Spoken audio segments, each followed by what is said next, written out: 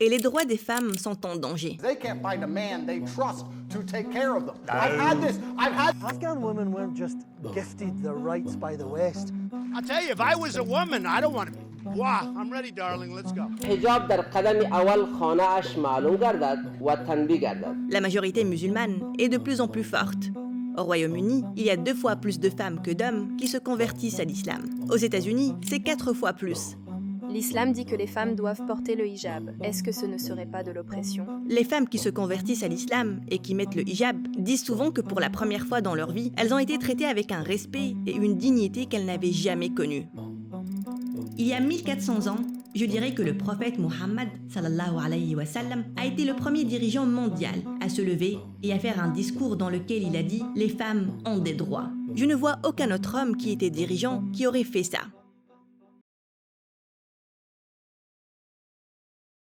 Assalamu alaikum Sheikha Fatima Barkatullah. On est très honoré de vous compter parmi nous. Je voudrais commencer par qui est Sheikha Fatima Barkatullah et pouvez-vous nous parler de vous et de vos travaux? Wa alaykum assalam wa rahmatullahi wa barakatuh. Bismillah, alhamdulillah. Wa salatu wa salamu ala rasulillah. Je m'appelle Fatima Barakatullah. Je suis une savante et une auteure britannique. Mes parents sont indiens et mon père est lui aussi un savant de l'islam. J'ai mené à bien 2 diplômes de Almiya. J'ai d'abord étudié en Égypte. J'y ai étudié l'arabe et fait des études sur l'islam, dans certains centres ainsi qu'à l'université Al-Azhar. Puis j'ai terminé mes études ici au Royaume-Uni, dans des séminaires islamiques. J'ai également obtenu mon master. Il y a quelques années, j'ai écrit un livre intitulé « Khadija, la première dame de l'islam ». Quand vous regardez l'histoire, quelle différence voyez-vous lorsque vous comparez la valeur que le monde donne aux femmes avec la valeur que l'islam leur donne? En fait, bon nombre de droits dont jouissent les femmes en Occident ou dont les femmes jouissent en général de nos jours ne leur ont été donnés que très récemment, surtout en Europe et en Amérique. Les féministes se battaient souvent pour des choses basiques. Par exemple, une femme en Grande-Bretagne n'avait pas d'identité juridique. Elle n'était pas une personne morale. Son identité, son statut en tant qu'individu était lié à son mari. Ce qui fait qu'elle ne pouvait même pas saisir la justice. Elle ne pouvait pas aller au tribunal, parce que du point de vue du droit, elle n'existait pas en quelque sorte. Un autre exemple, toujours en Grande-Bretagne, c'est que les femmes n'avaient pas de droit de propriété. C'est pour ça que lorsque vous lisez des livres du genre, les romans de Jane Austen, vous voyez que les femmes, vous savez, les hommes ont toujours essayé d'épouser une femme qui aura un gros héritage. Parce que s'ils l'épousent, toutes les richesses dont elle va hériter iront en fait directement à son mari, parce que les femmes n'avaient pas le droit de posséder des biens. Et c'est un choc pour nous les musulmans quand on l'apprend, parce qu'on est tellement habitués à ce qu'on nous dise qu'on est arriérés et que les femmes de l'Occident ont tellement d'avance. Mais en fait, même l'université de Cambridge, l'université d'Oxford, ils n'ont commencé à accepter des femmes seulement il y a une centaine d'années. Et même à ce moment-là, elles ne pouvaient pas obtenir de diplôme. Elles ne pouvaient que venir et assister aux cours. Et puis petit à petit, vous savez, ils ont commencé à les laisser avoir des diplômes. Alors que nous, en tant que musulmans, on a fait l'inverse. Notre histoire est à l'opposé de ce qu'ils ont fait. Il y a 1400 ans, je dirais que le prophète Muhammad sallallahu alayhi wa sallam, que la paix soit sur lui, a été le premier dirigeant mondial à se lever et à faire un discours dans lequel il a dit « Les femmes ont des droits ». Je ne vois aucun autre homme qui était dirigeant qui aurait fait ça. Il a dit que vos femmes ont des droits sur vous et que Dieu va vous tenir responsable quant à la façon dont vous les avez traitées. Craignez Allah, craignez Dieu à l'égard des femmes. Ce sont des paroles puissantes. Et le prophète Mohammed, que la paix soit sur lui, et l'islam ont donné aux femmes le droit de propriété, dès le début, le droit de gagner sa vie. Si elle gagne son propre argent, le droit de garder cet argent. Et que personne d'autre ne puisse le lui enlever. Le droit à l'éducation, à l'instruction. Je veux dire, ça c'était non négociable pour les musulmans. Parce qu'on a Aïcha radiallahu anha, l'une des plus grandes savantes de l'islam, l'épouse du prophète sallallahu alayhi wa sallam. Elle était l'une des plus grandes exégèses, ou personnes qui expliquent le Coran. Et elle avait beaucoup d'étudiantes. On possède un grand passé quant à l'éducation des femmes, et quant au fait d'encourager les femmes et les hommes à rechercher le savoir. Donc ce domaine ne nous a jamais posé problème.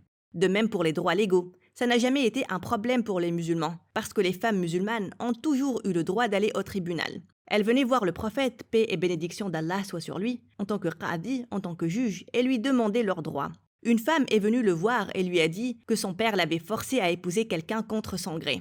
Le prophète lui a dit « On peut annuler ce mariage ». Les femmes avaient le droit d'aller au tribunal et demander l'annulation de leur mariage si la situation était compliquée. Encore une fois, en Occident, le divorce n'était même pas autorisé, jusqu'à récemment. et encore moins le divorce initié par la femme, n'est-ce pas? On n'a jamais eu ce problème. Ce que je veux souligner ici, c'est que de nombreux problèmes contre lesquels les féministes se sont battues en Occident étaient des problèmes qu'elles rencontraient seulement en Occident et qu'on n'avait pas en tant que musulmans. On nous a donné nos droits. Ça ne veut pas dire qu'il n'y a pas de problème dans les communautés musulmanes. Il y en a certainement. Il y a de l'oppression dans certaines communautés et on doit combattre cette oppression. Mais je dirais que l'islam nous donne le cadre dont on a besoin pour réclamer nos droits en tant que femmes. Il y a une exploratrice et auteure britannique, une historienne. Elle s'appelle Lady Elizabeth Craven et elle a écrit un livre, Voyage à Constantinople en passant par la Crimée. Donc elle est venue en Turquie au XVIIIe siècle et écoutez comment elle décrit ce qu'elle a vu des femmes musulmanes. Elle a dit en ce qui concerne les femmes, et on parle bien évidemment des femmes ottomanes, quant aux femmes, elles sont aussi présentes dans les rues que les hommes, ou encore plus présentes qu'eux, en train de s'adonner à leurs occupations quotidiennes. Je crois que je n'ai jamais vu un pays où les femmes peuvent jouir d'une telle liberté, et à l'abri de tout reproche comme en Turquie. Les Turcs, dans leur conduite à l'égard de notre sexe, sont un exemple pour toutes les autres nations. Et je le répète, monsieur, je pense qu'aucune femme ne jouit d'autant de liberté, à l'abri de toute appréhension, que les Turcs. Et je pense qu'elles sont, dans leur façon de vivre, capables d'être les créatures les plus heureuses qui soient. Donc, elle disait concernant les femmes de la Turquie ottomane qu'elle n'avait jamais vu de femmes aussi autonomes que ces femmes-là, tu vois?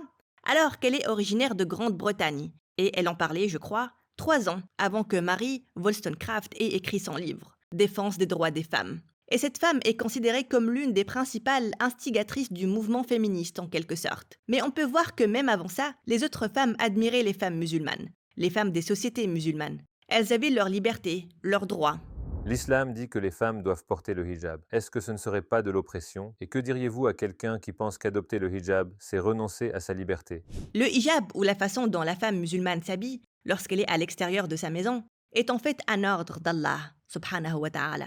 C'est quelque chose que les femmes musulmanes font parce qu'on croit que Dieu, Allah le Créateur, qui nous connaît mieux que nous ne connaissons nous-mêmes, qui est le tout sage et qui prend soin de nous et nous aime, nous a ordonné de nous habiller de cette façon lorsqu'on est en public. Et ça veut juste dire qu'il faut porter des vêtements amples, des vêtements qui couvrent tout, sauf le visage et les mains, et le fait d'être digne dans notre comportement. Et bien sûr, il en va de même pour les hommes, mais avec des règles légèrement différentes. Ça n'a rien d'oppressant en fait. Les femmes qui se convertissent à l'islam et qui mettent le hijab, elles disent souvent que pour la première fois dans leur vie, elles ont été traitées avec un respect et une dignité qu'elles n'avaient jamais connue. En fait, le hijab oblige les hommes avec qui tu interagis et avec qui tu travailles à comprendre ce que tu dis et ta façon de penser plus sérieusement.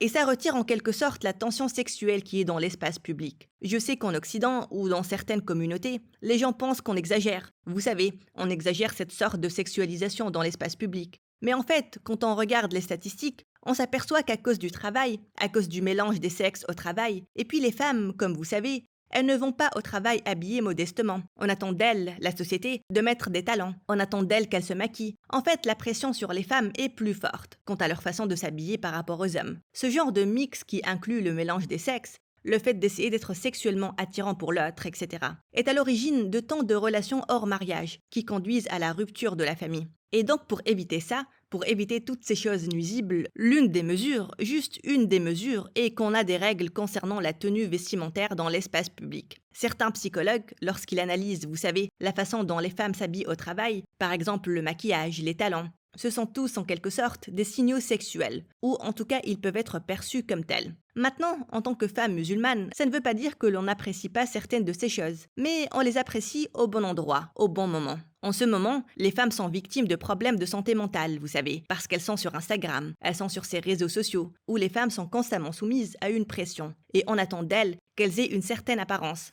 Elles doivent constamment se montrer et utiliser des filtres, des modificateurs, etc. pour se présenter d'une certaine manière. Ceci est en train de causer des problèmes de santé mentale aux filles et aux femmes. Et ça fait du mal aux hommes aussi. Regardez ce qui se passe. Les hommes, parce qu'il n'est pas coutume de nos jours de baisser le regard, et parce que les femmes sont encouragées à se montrer, les hommes prennent l'habitude de voir les femmes se montrer comme ça. Et donc, quand on arrive au mariage, quand il s'agit de se poser, ils ont des attentes de la femme qui ne sont pas réalistes, et vice-versa. Donc je pense qu'il y a beaucoup de dégâts qui sont causés à cause de, vous savez, l'immodestie qui existe dans la société d'aujourd'hui. Et l'islam cherche à supprimer tout cela. S'il y avait une femme non musulmane qui vous regardait maintenant, qui trouve l'islam logique et qui veut devenir musulmane, mais elle trouve qu'il est très difficile de porter le hijab, qu'est-ce que vous lui diriez à cette personne? Towards Eternity a besoin de votre soutien. Nous sommes une organisation à but non lucratif qui a pour but de diffuser le message de l'islam au monde entier dans 10 langues différentes. Avec votre soutien, vous pourrez aider des gens à se convertir à l'islam, délaisser le haram, commencer à prier, à mettre le hijab, à apprendre à lire le Coran et ainsi de suite, pour que vous puissiez obtenir la récompense de toutes ces bonnes œuvres, Inch'Allah. Donnez à Towards Eternity et ne ratez pas cette occasion en or. S'il y avait une femme non musulmane qui vous regardait maintenant, qui trouve l'islam logique et qui veut devenir musulmane, mais elle trouve qu'il est très difficile de porter le hijab, qu'est-ce que vous lui diriez à cette personne? Oui, j'ai déjà rencontré une femme comme ça. Je l'ai rencontrée en Égypte. C'était une Anglaise qui s'intéressait beaucoup à l'islam. Elle voulait devenir musulmane, mais... Donc je lui ai demandé, qu'est-ce qui t'en empêche? Qu'est-ce qui t'empêche de faire ta shahada? Et elle a dit, eh bien, je ne pense pas que je vais pouvoir mettre le hijab. Je ne suis pas prête pour ça. Je ne suis pas prête pour certaines pratiques. Donc je lui ai répondu, écoute, le fait de faire ta shahada, d'entrer dans l'islam, c'est comme entrer par une porte. On doit franchir la porte de notre maison, n'est-ce pas? Imaginez que votre maison soit en désordre, tout est éparpillé par terre, ou qu'elle ait besoin de beaucoup de rénovation. Il faut tout ranger, etc. La première chose qu'il faut faire, c'est de franchir la porte. Lorsque vous franchissez la porte, vous pouvez commencer lentement, mais sûrement, à réparer la maison, n'est-ce pas? Mais si vous ne franchissez même pas la porte, vous ne pourrez rien réparer. Donc voici la chose la plus importante. Si vous croyez qu'il n'y a rien qui mérite d'être adoré en dehors d'Allah, et que vous croyez que Muhammad est le messager d'Allah, alors entrez dans l'islam. Franchissez la porte. Le hijab ainsi que toutes les autres pratiques de l'islam viendront avec le temps. D'une certaine manière, elles sont secondaires, dans le sens où tout d'abord, il faut déclarer sa foi à Dieu, n'est-ce pas? Sans ça, vous êtes en danger. En fait, c'est votre au-delà qui est en danger. On ne veut pas mettre en danger votre au-delà. Entrez par la porte, dites Bismillah. Dites La ilaha illallah Muhammadan Rasulullah. Entrez par cette porte. Et puis après, lentement mais sûrement, vous pourrez vous occuper des autres aspects de votre vie. Et Dieu vous facilitera la tâche. Vous portez un niqab, mais certains musulmans, ou peut-être certains musulmans non pratiquants, pourraient peut-être être intimidés. Est-ce que c'est obligatoire ou pas? Pouvez-vous nous expliquer?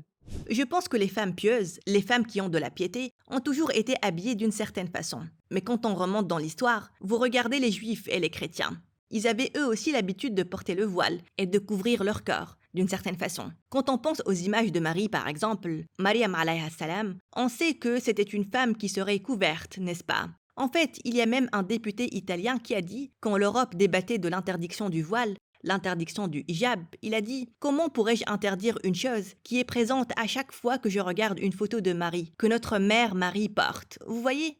Donc je pense qu'à travers l'histoire, les femmes pieuses, les femmes de piété, ont toujours été habillées de façon pudique, avec des variations en fonction du temps et du lieu. Dans le Coran, Allah subhanahu wa ta'ala, notre Créateur, nous a révélé des conseils qui sont valables jusqu'à la fin du temps. Et c'est pour notre bien. Et l'une des directives qu'Allah subhanahu wa ta'ala a révélées concernait la tenue vestimentaire. Pas seulement pour les femmes, pour les hommes et les femmes. Mais ces directives sont différentes, bien évidemment différentes. Donc, en tant que femme musulmane, lorsque je suis en privé, quand on est en privé, quand on est avec nos maris ou avec nos familles, on est libre de s'habiller comme on veut. Vous savez, oui, si on se réunit seulement entre femmes, ou dans des fêtes, chaque femme musulmane portera typiquement les vêtements de sa culture. Mais ce n'est pas à voir pour l'espace public. Ce que fait l'islam, et je pense que c'est quelque chose que l'Occident commence à apprécier de plus en plus, c'est qu'il valorise les espaces réservés aux femmes. Il valorise les espaces réservés aux femmes et réservés aux hommes. Lorsqu'on se trouve dans un espace réservé exclusivement aux femmes, ou lorsqu'il n'y a que nos familles, c'est différent de l'espace public. Et donc pour ne pas sexualiser l'espace public, pour éliminer l'attention sexuelle, si vous voulez, de l'espace public, au lieu de dire aux hommes qu'une femme peut s'habiller comme elle veut, qu'elle peut montrer son décolleté, qu'elle peut mettre beaucoup de maquillage, qu'elle peut faire tout ce qu'elle veut pour essayer de vous attirer et que vous ne devez pas réagir, au lieu d'être irréaliste de cette façon-là, ce que l'islam dit c'est écouter hommes et femmes. Vous avez certaines directives à suivre pour la tenue vestimentaire et le comportement. Donc lorsqu'on porte le hijab, lorsqu'on porte nos vêtements en tant que femme musulmane, c'est à l'extérieur ou en présence d'hommes qui ne sont pas nos mahrams, famille ou mari. Grâce à cela, deux choses viennent en résultat et que le Coran nous cite. Premièrement, le Coran dit qu'on doit s'habiller de cette manière pour qu'on soit reconnu en tant que femme croyante. On veut être considéré comme des femmes musulmanes, des femmes qui ne doivent pas être traitées d'une certaine manière, des femmes qui ne sont pas un jouet. Donc nos vêtements transmettent ce message. En même temps, ils nous protègent des hommes qui pourraient avoir de mauvaises intentions. Bien sûr, on n'est pas en train de dire que tous les hommes sont des prédateurs, mais certains hommes sont des prédateurs. Certains hommes interprètent mal le message qu'une femme transmet à travers sa façon de s'habiller. Et pour nous protéger de ça, Allah, dans sa sagesse infinie, nous a révélé des règles vestimentaires et comportementales. Comment porter correctement le hijab? Quelles parties doivent être couvertes? D'accord, je vais d'abord vous énoncer les règles vestimentaires pour les hommes, parce que les gens mettent souvent l'accent sur les lignes directives qui concernent les femmes et ne se rendent pas compte, en fait, que les hommes musulmans doivent aussi respecter certaines directives. Donc les hommes musulmans, ils n'ont pas le droit de porter de l'or, par exemple. Ils n'ont pas le droit de porter de la soie. Les femmes, elles ont le droit. Les hommes musulmans doivent aussi se couvrir au moins du nombril jusqu'aux genoux et mettre des vêtements amples. Et ça, c'est le minimum. On parle du minimum. Mais d'une manière générale, les hommes et les femmes sont encouragés à s'habiller modestement et aussi à baisser le regard. C'est un enseignement très important de l'islam. Ce n'est pas juste une question de vêtements. C'est aussi une question de comportement, de décorum, bon caractère. En ce qui concerne les femmes musulmanes, les directives pour la tenue vestimentaire, comme je l'ai déjà dit, chez nous, on est très libre, on peut s'habiller comme on veut. Mais lorsqu'on est à l'extérieur, lorsqu'on est en présence d'hommes qui ne sont pas nos mahrams, les directives nous disent de porter des vêtements amples, des vêtements qui couvrent tout, sauf le visage et les mains. Vous pourriez voir des femmes musulmanes qui, vous savez, portent le voile alors que d'autres non. Vous verrez différentes cultures se refléter dans la façon dont les femmes musulmanes s'habillent. Et il y a une certaine flexibilité là-dedans. Mais tant que certaines conditions sont remplies, par exemple le fait de couvrir tout sauf le visage et les mains, porter des vêtements amples, des vêtements opaques, donc des vêtements qui ne sont pas transparents. Et il ne faut pas que les vêtements soient un véritable feu d'artifice en soi. Donc quelque chose de simple, de modeste, de digne. Donc quand on sort en tant que femme musulmane, ces habits ne sont pas notre identité.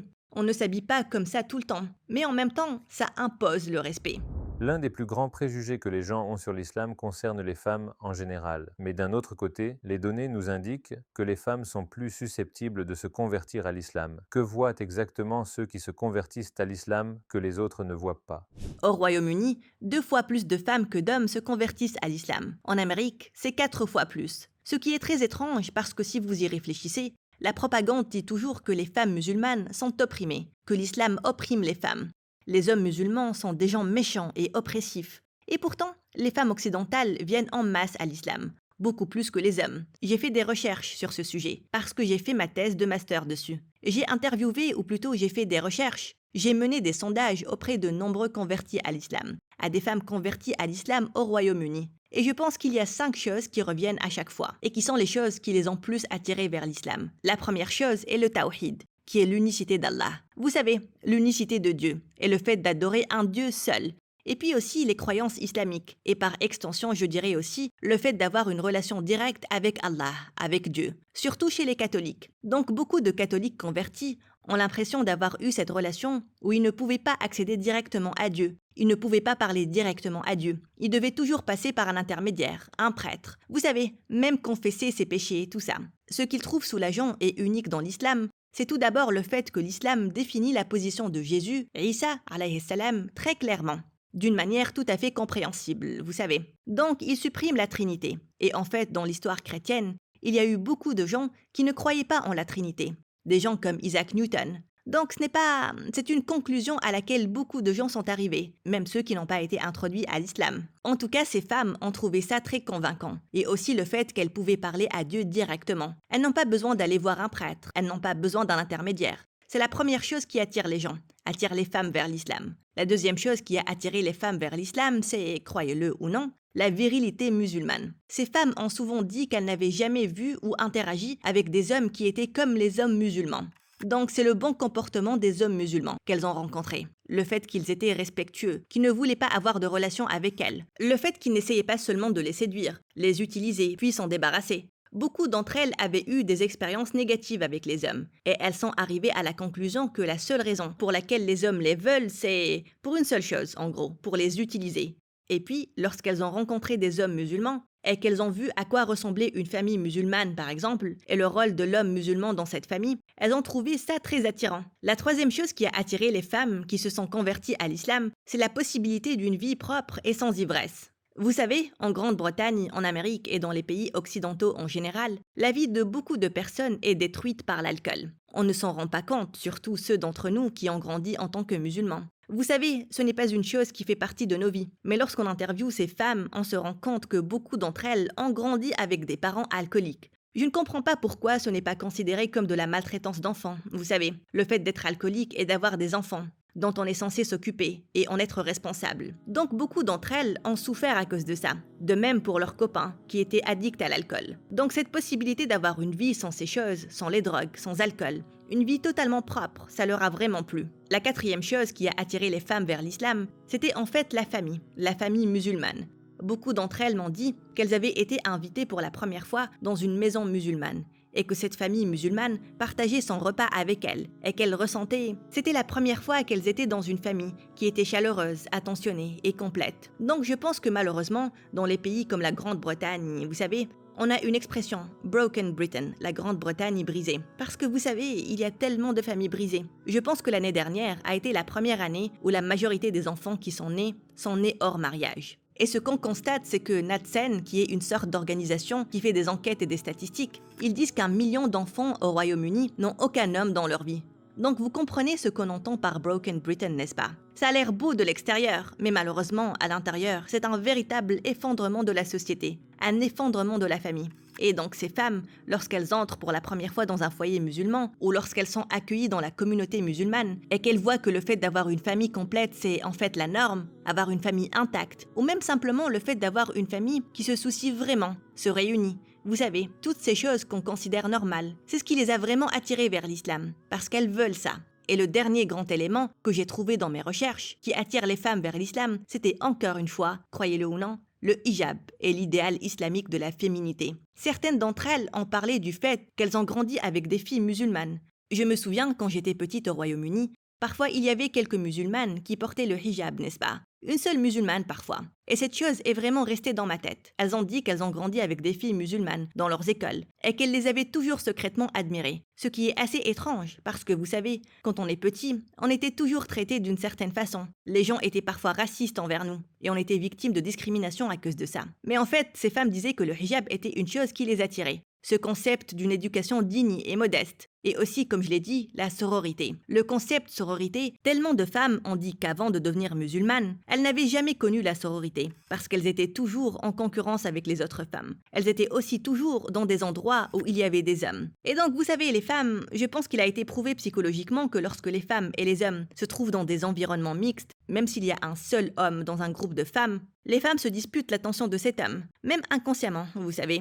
Et donc, après être passées par là et être arrivées à voir à quoi ressemblait la fraternité islamique, elles ont trouvé ça très attirant aussi. Une autre chose que je peux mentionner, c'est qu'aucun homme ne s'occupait d'elles financièrement, vous voyez. Parfois, même leur père, lorsqu'elles ont 16 ans, vous savez, malheureusement dans les sociétés occidentales, les pères et les filles sont presque des inconnus entre eux, au bout d'un certain âge, n'est-ce pas? La société, au nom de la liberté, sépare les filles de toute figure masculine qui pourrait la défendre, la soutenir, subvenir à ses besoins, ce qui met de nombreuses filles dans un état très vulnérable. Elles sont susceptibles d'être exploitées par d'autres hommes. Elles sont vulnérables parce qu'elles ont besoin d'un soutien financier ou de gagner de l'argent. Et parfois, vous savez, ça ne vient pas si facilement. Et certaines de ces femmes ont dit que toute leur vie, elles ont dû se débrouiller seules. Donc le fait que l'islam dise que c'est la responsabilité de l'homme de subvenir à ses besoins et de les protéger, c'est aussi très attirant pour elles. Sheikha Fatima Barkatoula, merci beaucoup pour vos réponses. Elles étaient très bénéfiques, c'était vraiment très instructif. Inch'Allah, on se reverra dans le futur pour de nouveaux projets. Inch'Allah, jazakallahu khairan.